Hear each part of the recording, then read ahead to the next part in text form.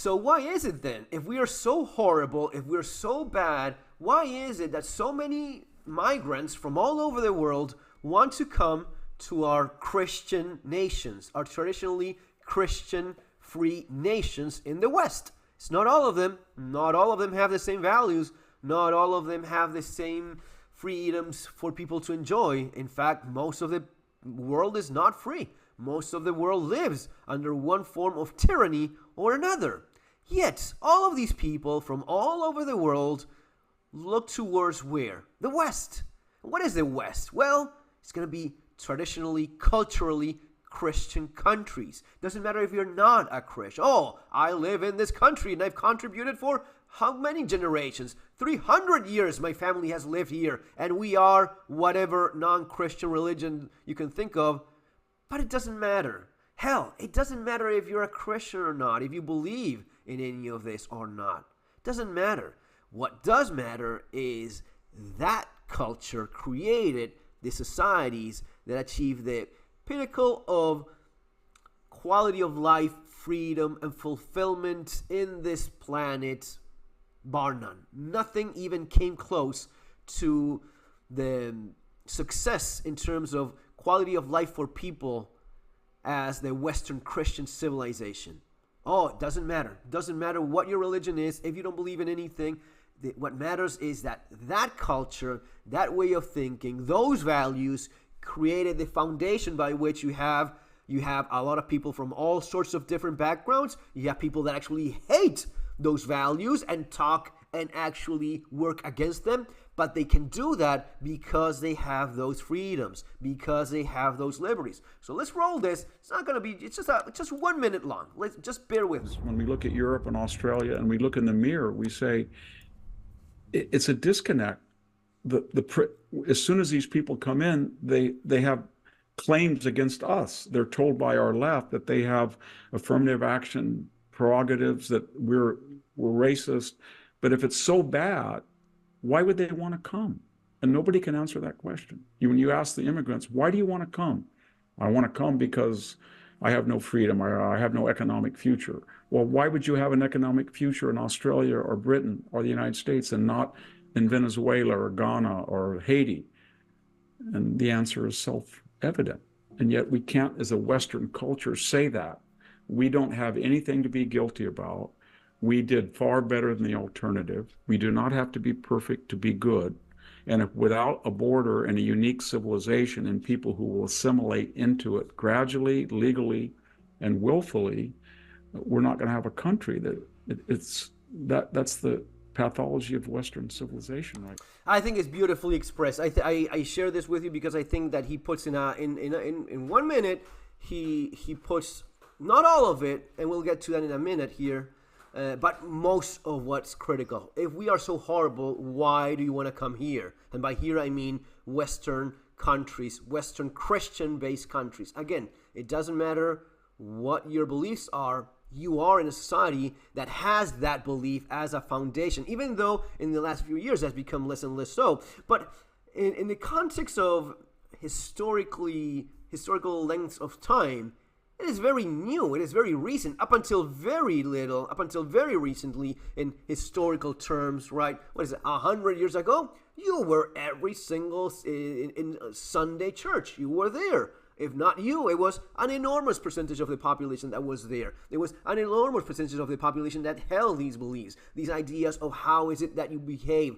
with one another, what civilized behavior is. Something that we've obviously forgotten in many aspects these days, but that was what we used to be.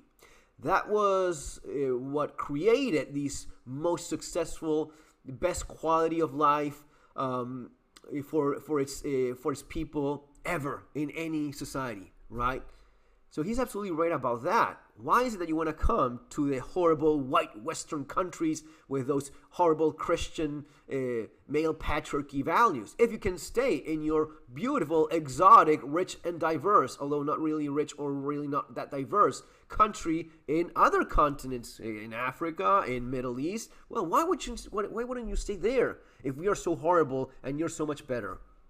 Well, that's the kind of question that no one seems to care to answer. And he's right about, well, it's the left that tries to victimize yourself and just make you feel guilty for the success you've had compared to us. And it's all because of the imperialism and evil capitalism that these people have these shitty countries themselves. Well, maybe to some extent you can argue that, well, there was a time in which some countries imposed themselves on others. Now, make no mistake, every single one was trying to do the same thing.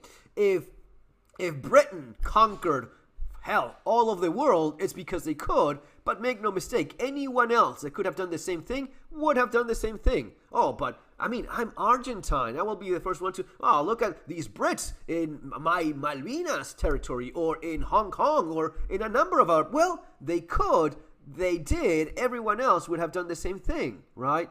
And then you try to start behaving like a civilized people and start working out your differences in a more political manner, which I firmly believe is always the best thing. Never violence. No. Okay, now we have a disagreement. Let's talk. Let's figure things out. Let's do things as civilized people, and then we reach an agreement within an agreed upon set of rules, and I'll argue my point as of why am I right, and you'll argue your point as of why you're right, and it will slowly but surely try to figure out things in a peaceful, civilized manner, right?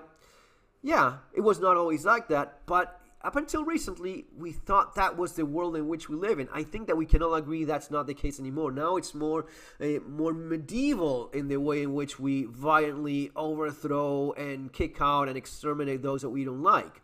It is true that the United States was involved in a number, and is still involved, hell, in a number of very questionable operations, military operations all over the world, especially in the Middle East. And yeah, there's people that have served in these places and now see that that was wrong. I mean, it was my duty to do so, but I see that was not okay. That was wrong. Maybe I shouldn't have even participated of all of that. That's perfectly fine. No one is perfect. We all make mistakes. The thing is, you have to learn from them. If not, you just don't evolve. But in terms of where you want to live, why is one place better than the other? I think there's very little doubt. But in terms of the left being the one that is, the only word you can fit here is traitors. Why is it that we have these traitors that convince us that we are the worst ever while everyone else wants to come to your country? Why is it that we have these traitors convincing you that, yeah, you owe it to them? You are horrible. You're the white patriarchy, male, Christian, racist, horrible human being. And you need to be destroyed and you need to be replaced. In every single corner of our society, you need to be replaced and assimilate into the new culture that is coming over because their own culture is so shitty. Doesn't make a whole lot of sense, does it? But that's what's happening because of the left, right? Well, no. That's the part that my friend here, John Anderson, seems to either not understand or forget about, which is, no, it's not just the left. It's not the left or the right. You need to use the little symbol that Tulsi Gabbard used recently. It's not the left. It's not the left. It's not the right. It's what's on top. Because, and you will find yourself agreeing with me, even if you hate me, even if you hate every single thing I say, or even if you disagree with part of the things you will not be able to disagree with this point that I'll make now, which is, it's not the left. It's not the right. It's what's on top. The globalist agenda that's on top, which also happens to own everything. They own everything, including the media that the so-called left uses to promote itself, to make this happen, to brainwash people. They own the media companies. They own the movies, the children cartoons, the theme parks, the toys, the video games. They own the banking system. They own the pharmaceutical. The pharmaceutical lobby is so woke. Oh, this is so woke. Everything is so woke. Well, who the fuck owns everything? Is it Che Guevara wearing dirty teenagers or college students that own the largest media companies in the world, or the largest financial institutions in the world, or the military-industrial complex that benefits from fucking genocide? Is it the Che Guevara dirty t-shirt? No. It's the richest people on the planet. It's the most powerful people on the planet. And I would even use, it is as capitalist as it could possibly get, right? Even though that's a word that we need to be very careful about, because capitalism is dead. Capitalism has not existed in a fucking long time. And if you're confused by this, well, let me explain it. We don't have real money anymore. And I'm getting a little bit too close to the point in which my overlords here in YouTube will not like what I say, but you don't have real money. You have a piece of paper that just shows how much you owe to your master. You're a fucking slave, same as me. The moment in which you use that fiat currency that they print and you have to blood, sweat, and tears for, you're a slave. No, it's not as colorful or entertaining. You're not in a cotton plantation, but make no mistake, it is the exact same thing, just with a modern twist. And if you don't know what I'm talking about, you really should look into this a lot more, because I've seen fucking economists not understand this. These are guys that study economy. Yes, anyone can study anything, and you can have a degree on anything, but it blows my mind every time that, especially some of the cute comments, oh, stay in your lane, you don't know what you're talking about. No, it's obviously that you don't know what you're talking. If you don't understand what I'm saying here, if you understand you don't have real capitalism, ladies and gentlemen, involves real money. Real money is gold and silver. Real money is something that cannot, by definition, you should not be able to print it or just create it by tapping on a keyboard. That is not real money. That is real slavery, in case you still haven't noticed. You have this process by which you're constantly being enslaved more and more. In case you haven't noticed, inflation, by the way, you really want to get this book if you don't understand what I'm talking about, Surviving the Economic Collapse. You really want to get this one too. But if you don't understand this, if you don't understand how inflation just enslaves you more and more and more, because the more they print, less value it has. But for them, the value is infinite, because I can create infinite amounts of money. So even if it's worth 0.000.1, it doesn't matter. It only means that I'm just that much more of a slave to this system that could not be any more further from capitalism. And yet, they are the ones on top. The people that print the money, the people that give themselves the money to redistribute in a very generous manner. This is an aid pact to help the poor. This is to help the poor people in wherever. It is the aid pact to help the people that I just bombed by helping those other people by giving them the bombs and blowing the shit out of half of the world. And now we have to help. It is always printing and printing and printing and printing. And we are all fucked over by this. It is not easy. What I'm explaining will not be understood by the enormous majority of the population, maybe not even by you watching this. I don't know. Statistically speaking, there's going to be a large percentage that just cannot get it. They just don't have the intellectual capacity to understand what I am saying here. Unfortunately so. Fuck it.